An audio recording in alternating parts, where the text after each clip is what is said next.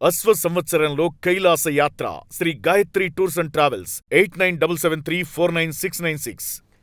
అనంతపురంలో రెండు కుటుంబాల మధ్య ఘర్షణ వాతావరణం చోటు చేసుకుంది.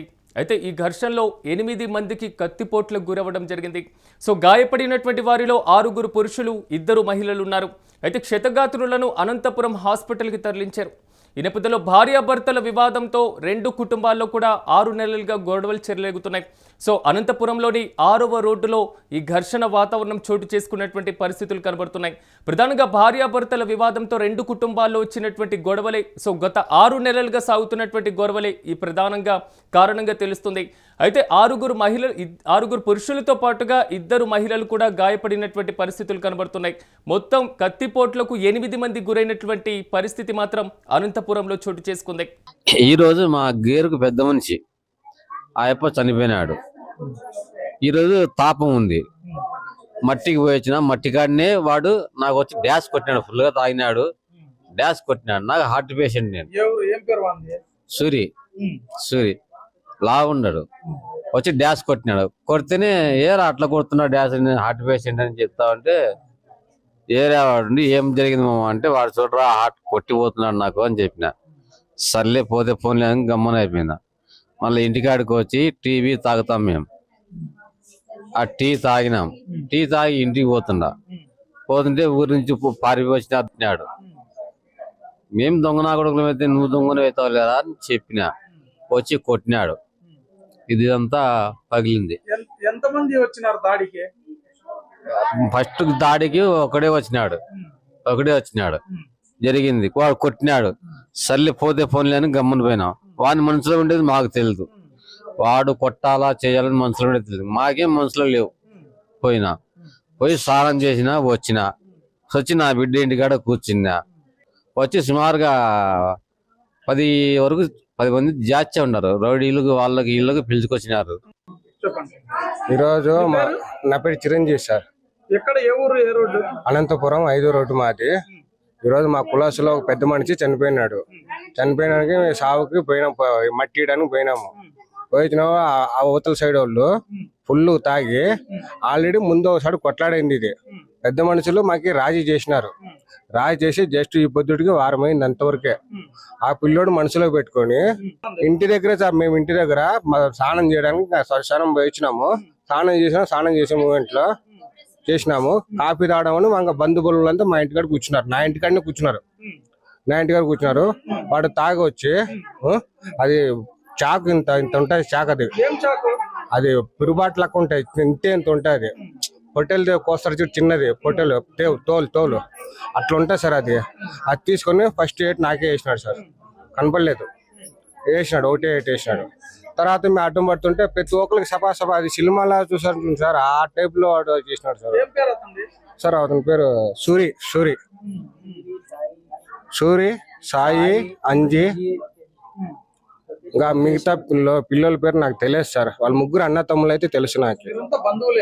మేమంతా బంధువులే సార్. బంధువు కాదు సార్, బంధువులు కులస్తులు అంతే. అంతా మేము కులం అంతే, బుడుబుకుల కులం అంతవరకే. కానీ ఆయప్ప మాకు సంబంధమే లేదు అసలు.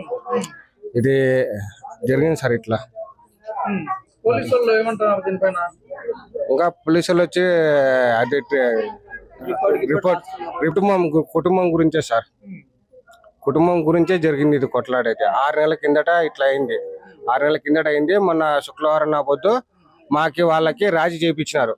కుల పెద్దలు రాజీ చెప్పినారు. మేము సైలెంట్ గా ఉన్నాం.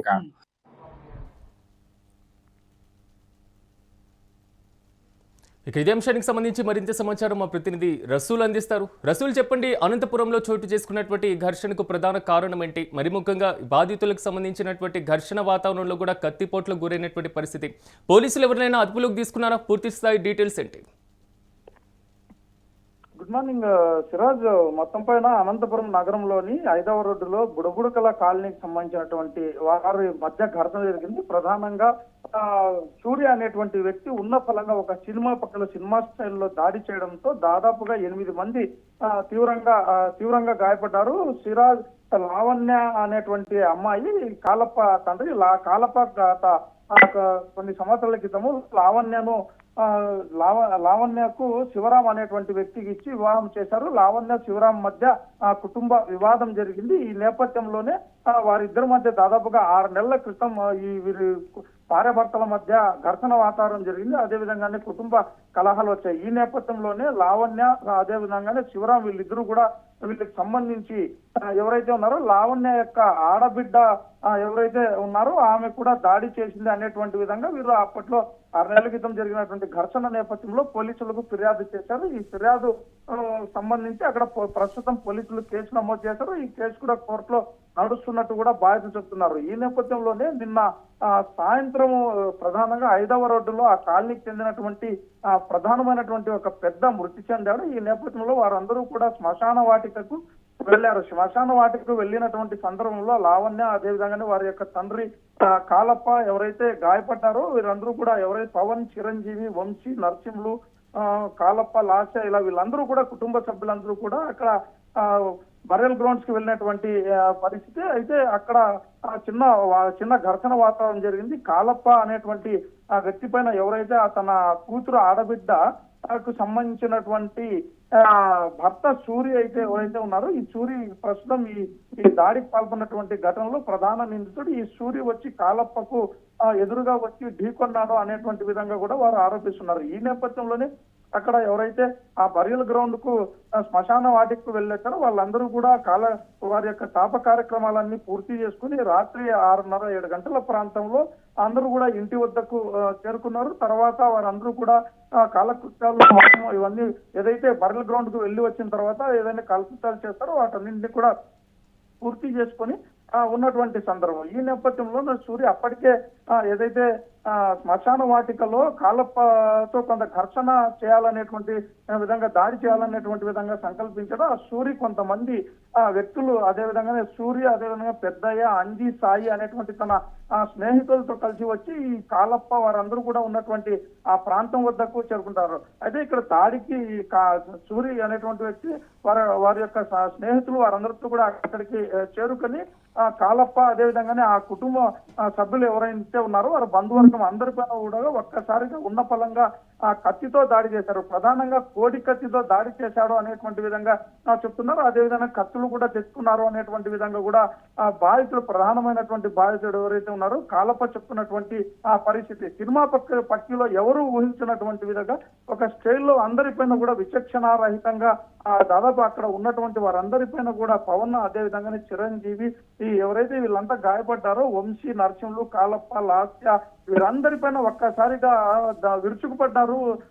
కోడి కత్తితో అదేవిధంగానే కత్తులతో వీరందరూ కూడా దాడి చేశారనేటువంటి విధంగా కూడా వారు చెప్తున్నటువంటి పరిస్థితి. అదే దాడి చేయడంతో విచక్షణారహితంగా దాడి చేయడంతో వారి యొక్క వివిధ శరీర భాగాల పైన పొట్ట పైన, కంటి పైన అదేవిధంగా తలపైన వివిధ ప్రాంతాల్లో విచక్షణారహితంగా దాడి చేయడంతో వాళ్ళందరూ కూడా తీవ్రంగా గాయపడ్డారు. తీవ్రమైనటువంటి రక్తస్రావం జరిగింది. అయితే దాడి చాలా షార్ప్ ఉన్నటువంటి కొడికత్తి లాంటి దానితో దాడి చేశాడని చెప్పడంతో అసలు దాడి చేశాడా లేదా అనేది కూడా మేము గుర్తించలేనటువంటి పరిస్థితుల్లో ఉన్నాము. అయితే ఉన్న పలంగా తీవ్రమైనటువంటి రక్తస్రావం కారుతుండడంతో తమ పైన దాడి జరిగింది అనేటువంటి విధంగా కూడా వారు చెప్తున్నారు. ఇలా విచక్షణ రహితంగా సూరి దాడి చేయడం పైన వాళ్ళందరూ కూడా తీవ్రంగా గాయపడ్డ వారందరినీ కూడా హుటాహుటిన మనం విజువల్స్ లో చూసుకున్న విచక్షణ రహిత దాడి అంటే కుటుంబాల మధ్య జరిగినటువంటి ఘర్షణ కూడా ఇంత భారీ స్థాయిలో దాడులకు కారణమవుతుందా అనేటువంటి పరిస్థితులు కూడా వస్తున్నాయి. పోలీసులు కూడా అక్కడికి వస్తున్నారు. పూర్తి స్థాయిలో వారి యొక్క ఏదైతే కంప్లైంట్స్ ఉన్నాయో అవి కూడా రికార్డ్ చేసుకుంటున్నటువంటి పరిస్థితులు కూడా మనం విజువల్స్ లో చూస్తున్నాం. ఈ నేపథ్యంలో గాయపడినటువంటి వారి పరిస్థితి ఏ విధంగా ఉంది, వారికి ఎలాంటి చికిత్సను అందిస్తున్నారు? ఈ అంశానికి సంబంధించి పోలీసులు ప్రాథమికంగా ఏమైనా వెల్లడించారా? సిరాజ్, ప్రధానంగా వీళ్ళందరూ కూడా గాయపడ్డారు, విచక్షణారహితంగా గాయపడ్డారు. స్వయంగా బాధితులే ఏదో సినిమాలో చూసాం ఇలాంటి దాడి మేము ఎప్పుడు ఊహించలేదు, అసలు ఇది దాడికి పాల్పడాల్సినటువంటి ఇది కూడా కాదు. కేవలం రెండు కుటుంబాలు ప్రధానంగా కాలప్పకు చెందినటువంటి కుమార్తె లావణ్య అదేవిధంగానే శివరాం వీళ్ళిద్దరూ ఘర్షణ పడ్డారు. ఈ ఘర్షణతో అదేవిధంగా ఈ ప్రస్తుతం దాడి చేసినటువంటి సూరి కల్పించుకోవాల్సినటువంటి అవసరం కూడా లేదు. అయితే వారి ఆడబిడ్డకు సంబంధించినటువంటి భర్త ఒక్కసారి వాళ్ళ మధ్య ఘర్షణ జరిగింది. గతంలో ఉన్నటువంటి కేసు నేపథ్యం దీన్ని అన్నింటినీ కూడా మనసులో ఉంచుకొని సూరి ఒక్కసారిగా ఈ విధంగా విచక్షణారహితంగా దాడి చేశాడనేటువంటి విధంగా చూద్దాం. ప్రస్తుతం ఈ పవన్ అనేటువంటి వ్యక్తికి, అదే విధంగానే వంశీ అనేటువంటికి తీవ్రమైనటువంటి రక్తగాయాలే, తలపైన అదే విధంగానే కంటిపైన పొట్టమని వివిధ శరీర భాగాల్లో విచక్షణారహితంగా దాడి జరగడంతో వారిపైన వారందరూ కూడా తీవ్రమైనటువంటి రక్తస్రావం జరిగింది. వీరందరూ కూడా అనంతపురం ప్రభుత్వ ఆసుపత్రిలో ప్రస్తుతం చికిత్స చేస్తున్నారు. ఎవరికి కూడా ప్రాణాపాయం లేదు, ప్రాణహాని లేకపోయినప్పటికీ వారందరూ కూడా తీవ్రంగా గాయపడ్డారు. వాళ్ళందరూ కూడా కోలుకోవడానికి కూడా చాలా సమయమే పడుతుంది అనేటువంటి విధంగా కూడా అక్కడ స్పష్టంగా దాడి జరిగినటువంటి పరిస్థితి, వాళ్ళు గాయపడిన తీరును బట్టి కూడా స్పష్టంగా అర్థమవుతుంది.